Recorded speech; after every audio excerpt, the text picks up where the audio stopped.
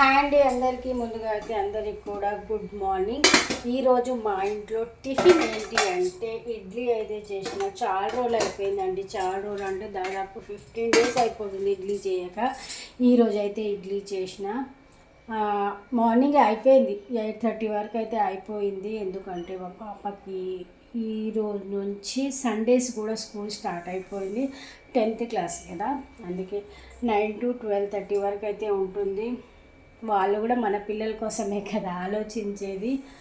ఓకేనా అండి. 10th వస్తే పిల్లలకి అసలు టైమే ఉండదు.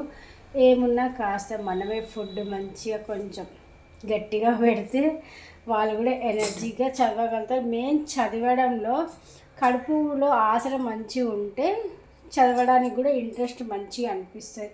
కడుపులో ఎలకలు పరిగెడుతూ ఉంటే చదివింది కూడా బుర్రకి ఎక్కదు. ఏమంటారు?